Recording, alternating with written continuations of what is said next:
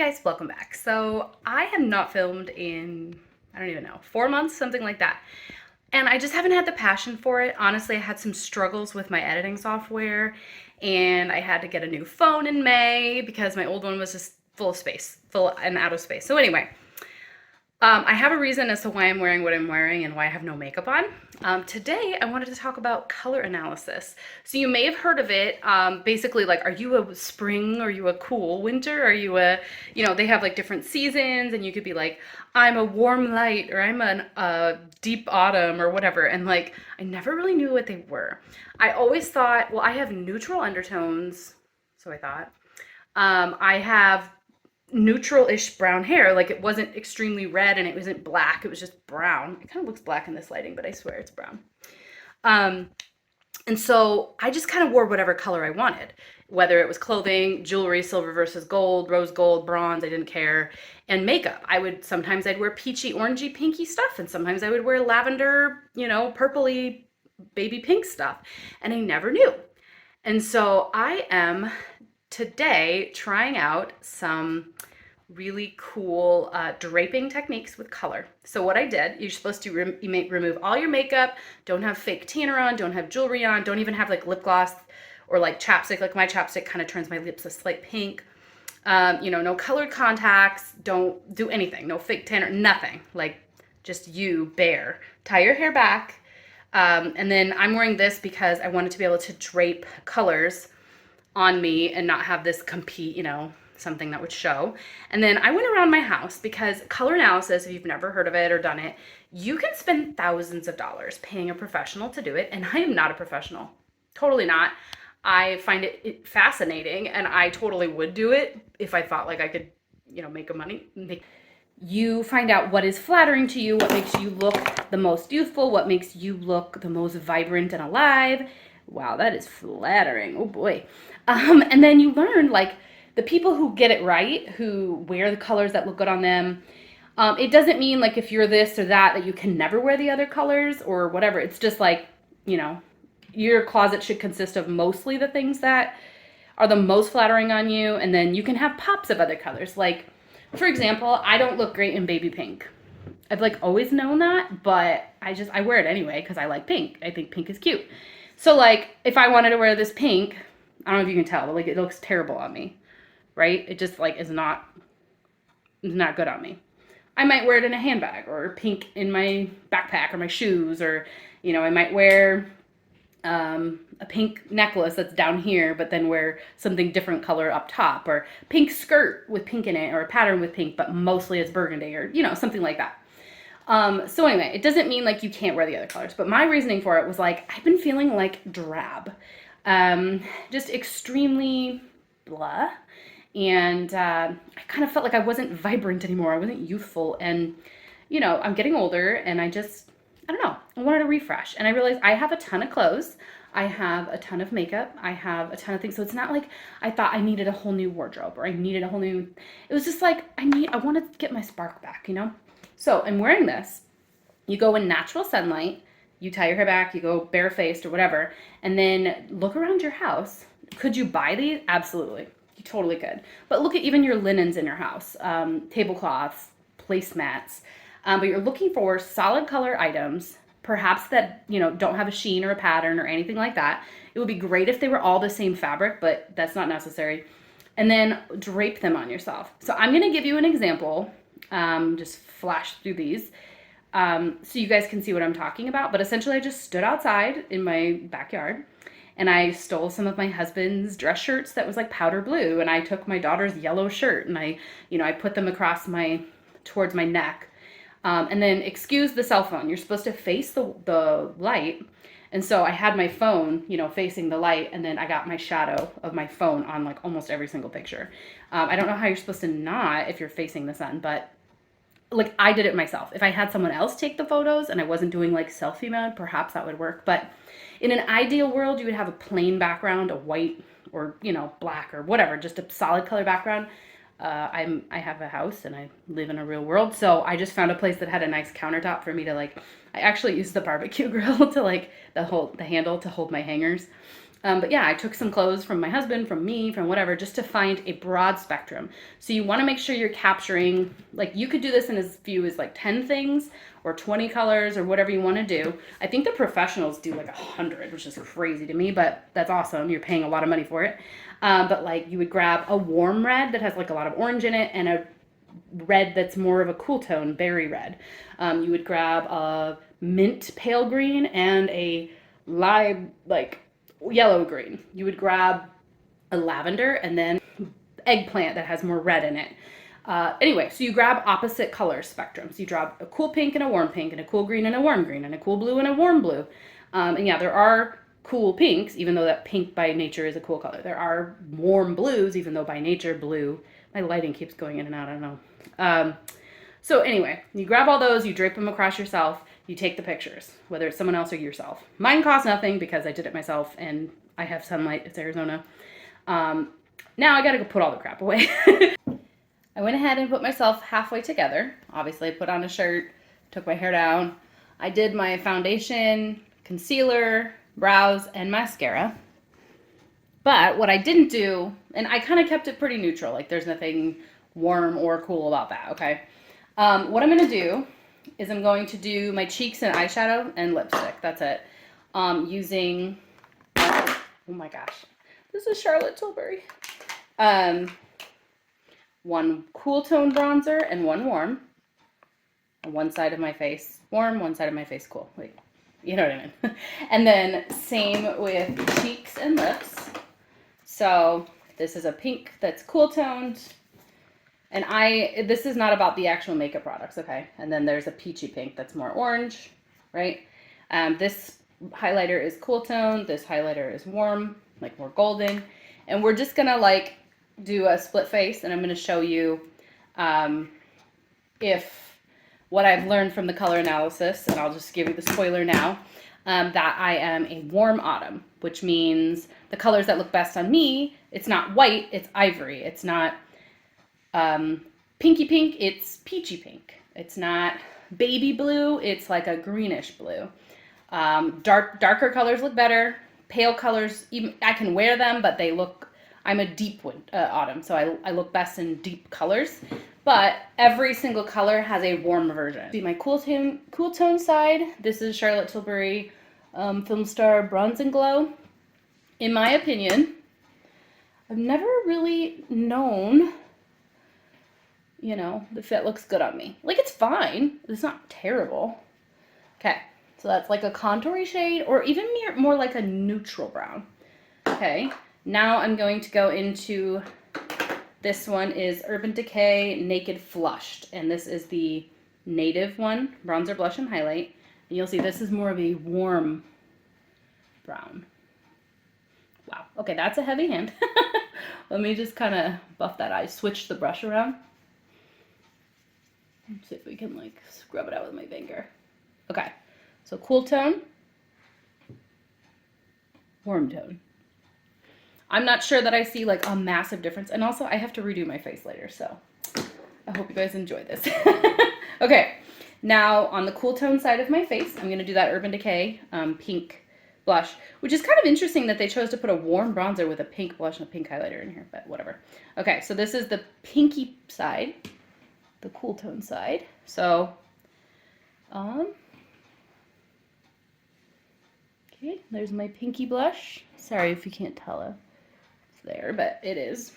Let me do a little heavier hand today. I'm gonna have to redo this anyway, right? So I want it to be obvious that this side is pink. Okay, cool tone. And then in that same palette is a cool tone highlighter. More of like a pinky silvery shine. So I'm gonna put that right at the top of the cheekbone and up so you guys can see it. I know I have like some dimpling there, so ignore that. But okay, so that's my cool tone side. On the warm side, I'm gonna use the Makeup Forever, I don't even know what these are called. But basically this is a peachy pink rather than a pinky pink blush. Okay, and then the warm highlighter in here, again, this one's more golden. I guess it makes sense why this one I have like broken through the pan because I thought it was more flattering on me, but I didn't know why. Okay, so there's like a golden highlight. So cool tone, warm tone. I don't know the difference. I'm gonna swivel and we're gonna look. And again, heavier handed than normal because I want it to be obvious. I probably would wear both of these at like half the intensity on a normal day. Okay, for lips, I chose 2 Maybelline lipsticks. There's number 366, Sunset Spark, and number 233, Pink Rose. One is cool, one is warm, but they're in the same sort of like depth, you know. So this one is more pinky pink and this one's more orangey pink. But they're, you know, not one is like really dark or one is really, ooh, that was close on my white shirt. See that? Okay. So this half is warm. And this half is cool.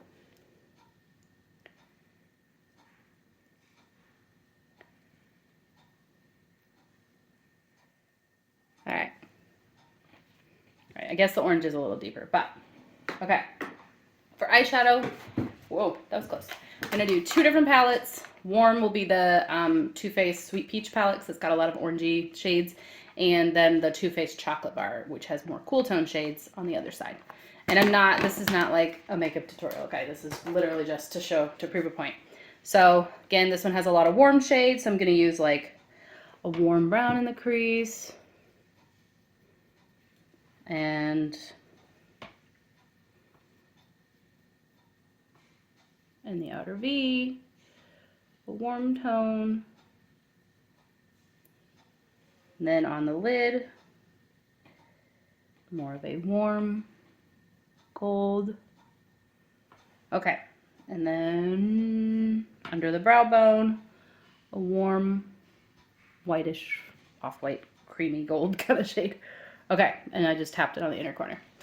So that is the warm eye. Again, keeping it super simple just to prove a point. And now on the cool tone side, I'll use the Too Faced Chocolate Bar. And I will do more of the cool tone brown in the crease instead of that like peanut buttery shade. I'll do like the cool tone grayish brown. I'm gonna fluff off my back. I have a different brush. Okay, cool. So this is get it? Cool. All right, so this one is more of a gray brown, more cool tone. All right, I may have to like blend out the edges, and then I'll do a pinky shade on the lid, and maybe a slightly more silvery kind of shimmer.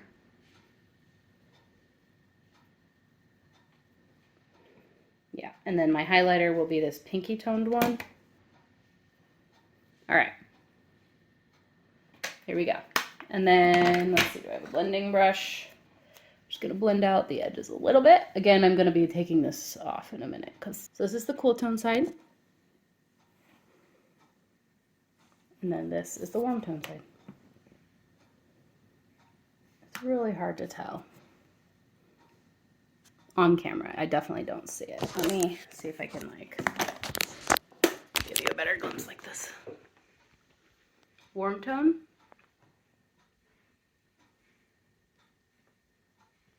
Cool tone. I'm not sure it's super obvious, but I am wearing ivory, not white, because I've determined that I am a warm autumn. So I took the online color quizzes. You can find many of them. They're like analysis just by answering the questions. Like, what color is your hair? What color are your eyes? What's your undertone? If you know it. If you don't know it, you know, they ask you questions about that. And then, you know, it asks you, do you burn or do you turn, you know, bronze when you get a tan? Do you have freckles? Do you not? Like, there's tons of different questions, tons of different quizzes. But the quizzes told me I was a warm autumn. And I was like, I feel like I'm a cool winter. Like I don't know. But I went ahead and took the quizzes, and then I did the draping. So now I'm gonna like blend the two colors together because it was weird. So I took the quiz, then I went and did the draping, kind of thinking I knew that I needed to target certain colors. Like I needed to see how pink looked on me versus gold, right? Mustard versus like a cool yellow. I know yellow is hard to be cool, but you know what I'm saying. And the color analysis draping method got the same answer, which is that I look best in warm colors. So I'm going to show you, I don't know how helpful that demonstration was, but yeah. I'm gonna go ahead and balance my face back out and I'll be right back. Okay, so I kind of warmed everything up and made it match, but so how do I know that the warm colors look better on me? Is it subjective? Is it just like, oh, I like pink better, therefore I like the way pink looks on me? No, it's actually really clear. And some colors may be fuzzy where you're like, I'm not sure if that green is good or the other. I don't know which one I like better. There is such a thing as neutral, and there are people who lean, you know, it's kind of like undertones, right? You could be like very, very yellow, or you could be like just tiny bit yellow, or you could still pull off pink. Hope that makes sense. If you guys have been like following for makeup reasons, you probably understand what I'm talking about. That it's a spectrum, right? Well, for me, and this is what I've read as well and listened to on videos, is you can tell when a color looks best on someone because their skin looks clearer. Their acne spots seem to go away. The under eye circles are just like lessened. Their skin, they just look more vibrant. They look more awake.